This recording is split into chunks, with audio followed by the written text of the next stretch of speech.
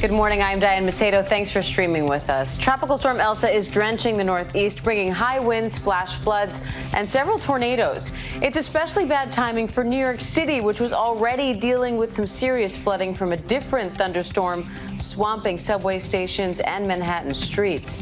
Now Elsa heads for New England, with Boston in the path for heavy rain, tornado threat, and damaging winds. The Taliban says it now controls 85% of Afghanistan as the U.S. prepares to pull out troops by the end of August. Hundreds of Afghan troops and refugees are fleeing the country as the Taliban gains ground. But President Biden says Afghan security forces have the capacity to take over the fight. The president says the U.S. achieved its objectives in Afghanistan and did not go there to nation build. And the Vatican says Pope Francis will give his weekly Sunday blessing from the hospital as he recovers from surgery. Officials say the Pope is eating regularly and walking around after having part of his colon removed on Sunday. The Pope could give the Sunday blessing from the window of his room on the 10th floor of Rome's Gemelli Hospital or do it virtually.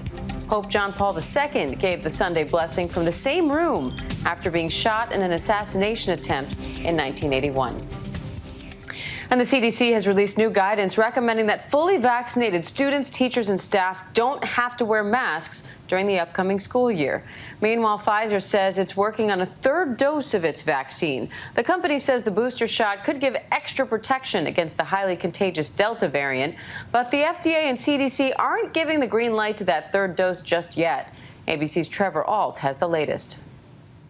This morning, Pfizer at odds with America's top health agencies over COVID booster shots. The pharmaceutical company announcing Thursday it's planning to ask the FDA for authorization to offer a third dose 6 to 12 months after the second to take on the Delta variant. The booster that Pfizer is developing appears to raise neutralizing antibodies, and it increases it by about 5 or 10 times the original vaccine series.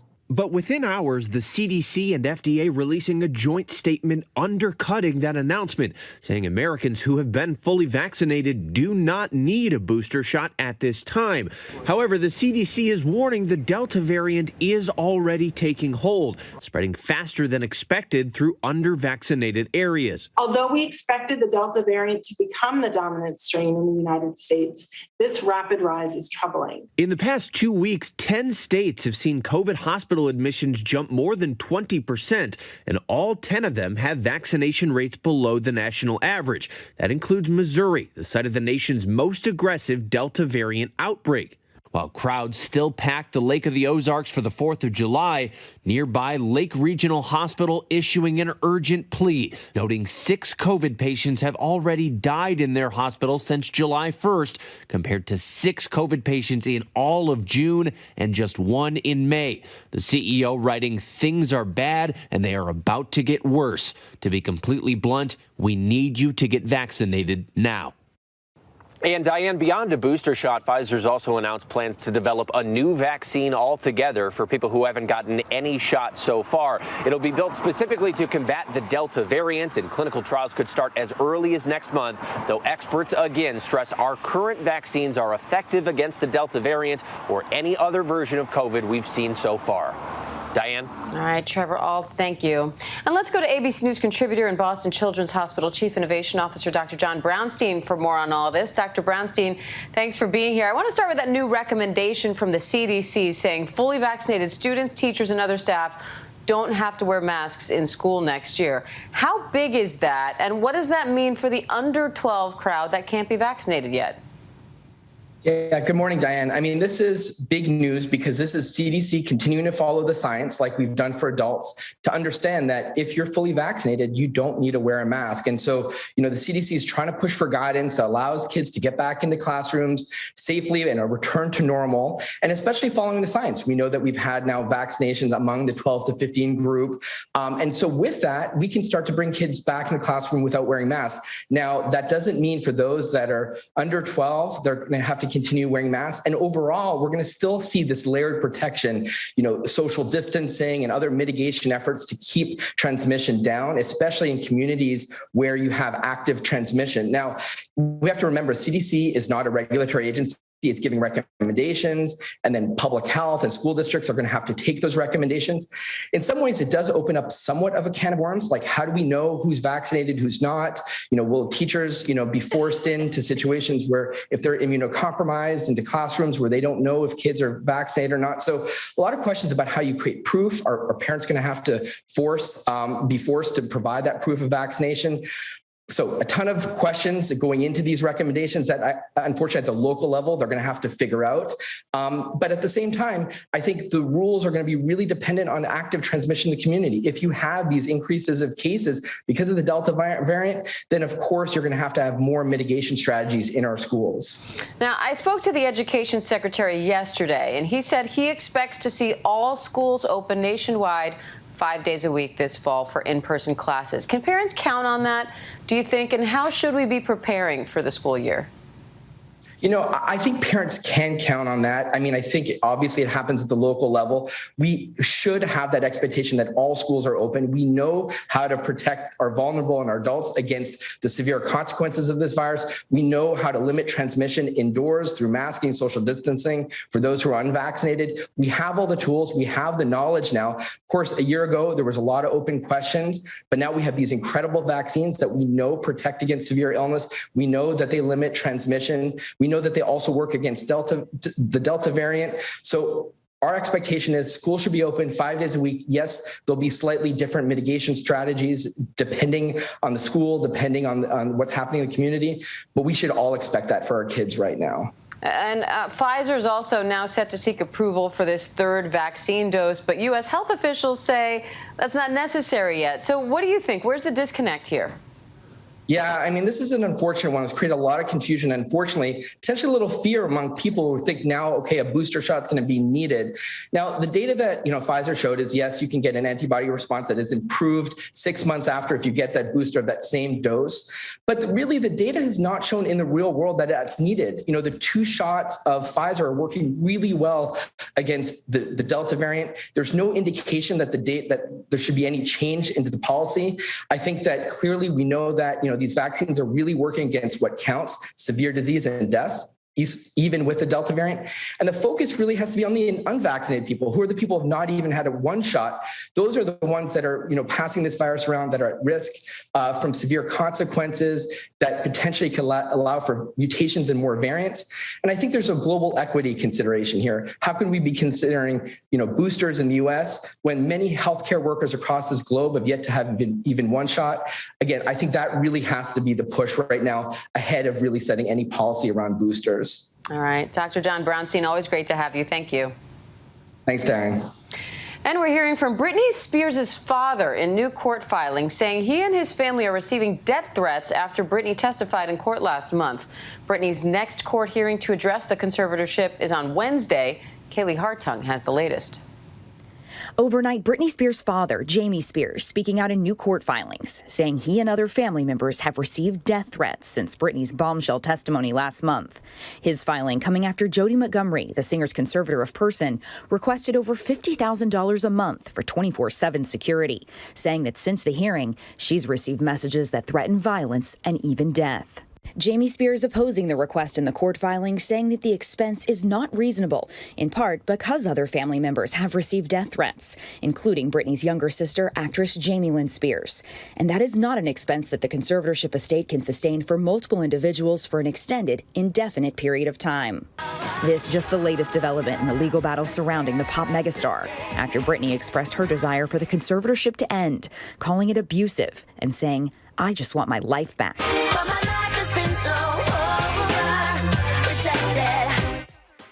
And Diane, in this court filing, Jamie Spears says he's been very concerned about what he calls the dangerous rhetoric that's been developing surrounding the conservatorship for some time now. He says he's received these ongoing threats of varying degrees, not just for the last couple of weeks, but for years. Diane. Kaylee Hartung, thank you. And Sir Richard Branson is ready to blast off in Virgin Galactic's first crewed launch to the edge of the atmosphere. He's scheduled to beat Amazon founder Jeff Bezos into space by a matter of days. Transportation correspondent Gio Benitez has the latest on the billionaire space race. This morning, just 2 days away from that historic launch to the edge of the atmosphere, Richard Branson set to beat Amazon founder Jeff Bezos by just 9 days in what's been dubbed the billionaire space race. Branson speaking with GMA right after breaking that news. I know that it's been painted as a race. Honestly, I don't think either of us see it that way. We're not really in direct competition. The two launches will look very different. The Bezos Blue Origin launch looks more traditional, a rocket launching upright with a space capsule above it. But the Branson launch Sunday will start just like a typical plane's liftoff. The mothership, the VMS Eve, named after Branson's mom, will carry the Unity spaceship underneath it.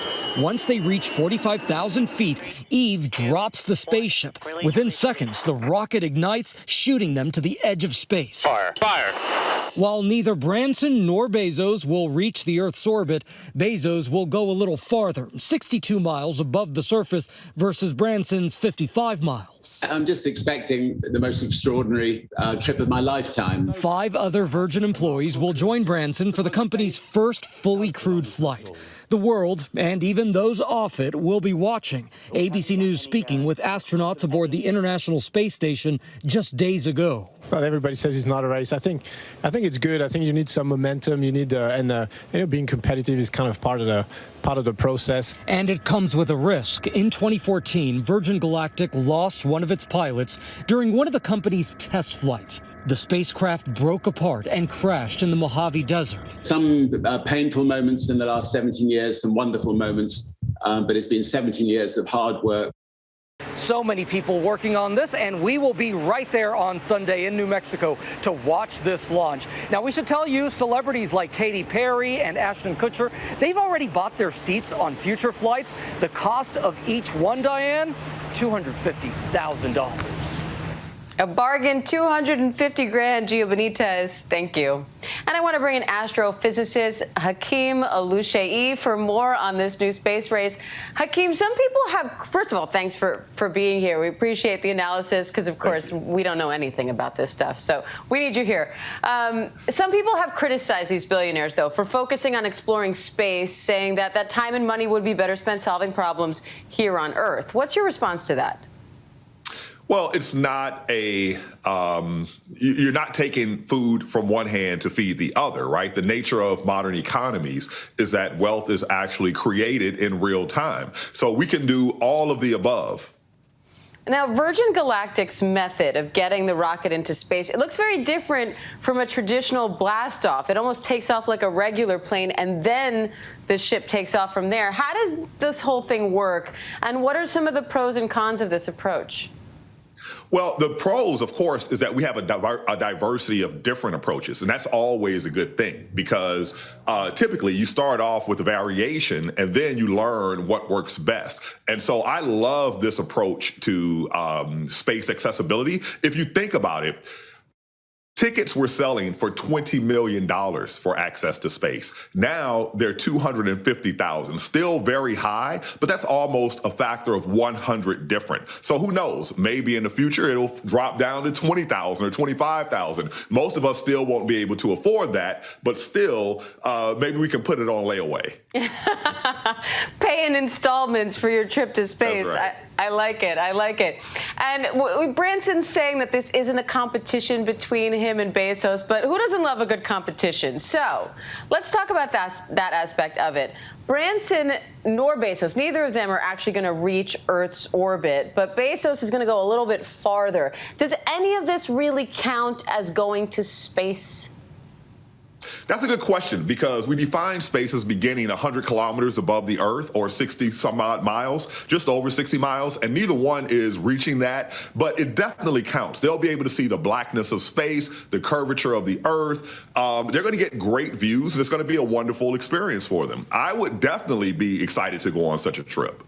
Now, as you mentioned, we're going to see this evolve. Not only will the prices hopefully come down in the future, but I'm sure the technology is going to continue to be refined too. So what can we realistically expect to see in our lifetimes when it comes to space tourism? You know, this thing has yet to shake out. There's all sorts of ideas in play. And so, you know, I love the concept of the space plane. I think that's the most accessible one, but we'll see. It's yet to play itself out. We're getting there slowly but surely. It used to be that riding in a plane required you to be, you know, better off and wealthy, but today it's state of the art. So I think space will eventually evolve to being similar, but, you know, everyone doesn't have a helicopter or an airplane today, so I don't think it's going to be like cars in the future, but, you know, it will be more accessible. And what are you watching for as this all evolves? Not only space tourism, but space exploration. I mean, they're landing rockets now. Absolutely. And what's really exciting to me is all the players that are getting involved, from private, commercial, and even other nations are getting involved that weren't involved in the past. And so, you know, we are becoming a species that's no longer trapped on the surface of the Earth. And there's enough space economy to go around. And all of the space exploration brings its own problems, which creates new industries, like cleaning up the junk from space. I never thought that would be a new industry, but I guess it will become a developing one the more and more we do this. Absolutely. Yeah, because space junk is dangerous. All right. Yeah, especially when we hear those stories about it starting to fall back into the atmosphere. We don't want any of that. Hakeem Alu-Shei, we so appreciate your time today. Thank you. Thank you so much. And a win sealed with a spin. Meet the newest Scripps National Spelling Bee champion, 14-year-old Zaila Avant-garde, making history as the first African-American to win the top prize. But that's not all she has to brag about this morning. She is joining us live for Feel Good Friday right after the break. Stick around.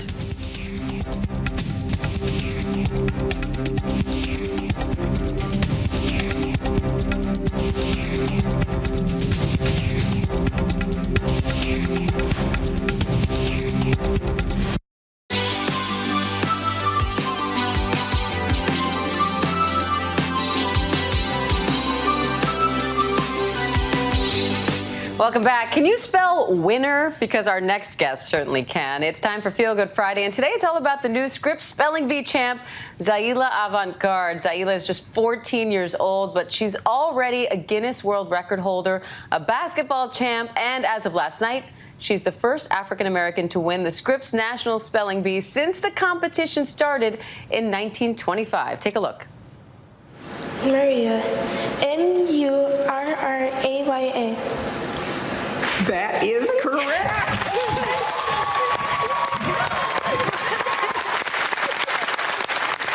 And Zaila's here with us now to tell us all about that historic moment. Zaila, thanks so much for being here, and a huge congratulations to you. Thank you. So what went through your head when you heard them give you the word Murraya?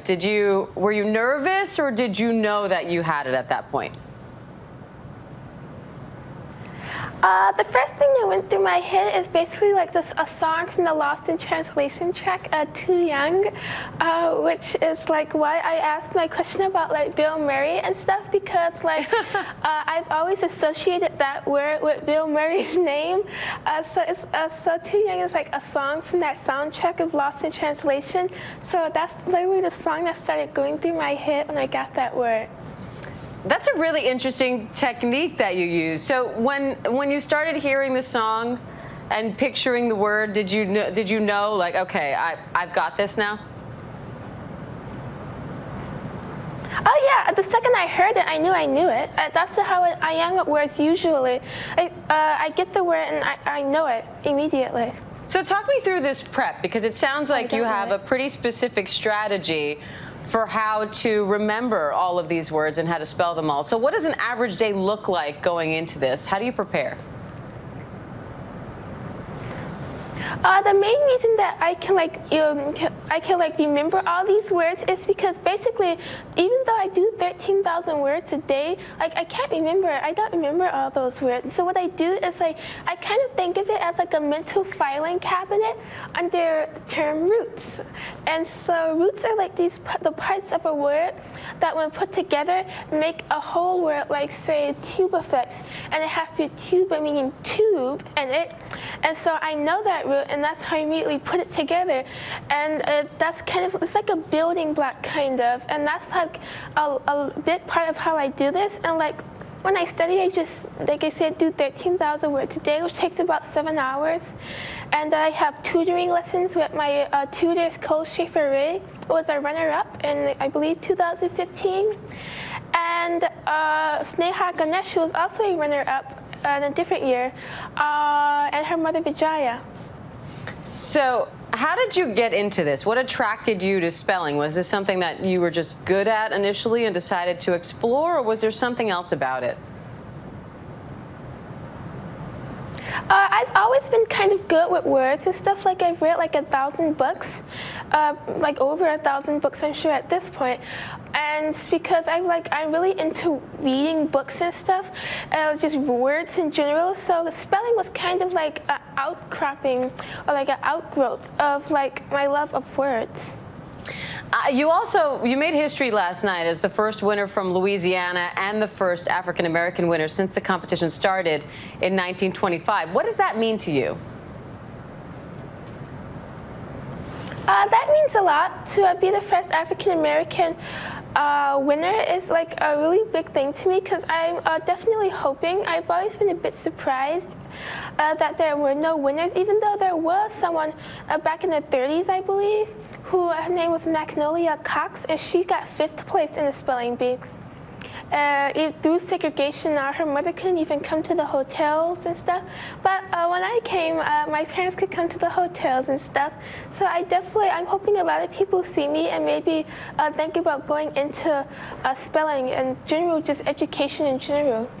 Now, this isn't the first time you've made history. You currently hold 3 Guinness World Records for basketball, including the world record for most basketballs simultaneously dribbled. I want to call up that video again because it's really incredible.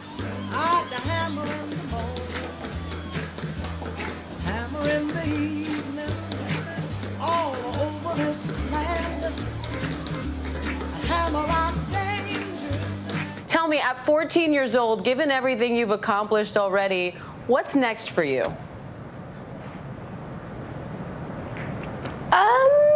I'm thinking about like maybe working for NASA or being an NBA basketball coach. Any players would be so lucky to have you. Zaila, we so appreciate your time today. Again, a huge congratulations and thank you. Thank you. And you can find more feel-good stories at goodmorningamerica.com. Whittle. Whittle is the word that I went out on my spelling bee for. Still remember that one. That does it for this ABC News Live newscast. I'm Diane Macedo. Thanks for joining us. Remember, ABC News Live is here for you all day with the latest news, context, and analysis. In just a few minutes, officials in Surfside, Florida will also hold a press conference. We'll bring that to you live when it happens. Until then, stay safe and have a great day. Whittle.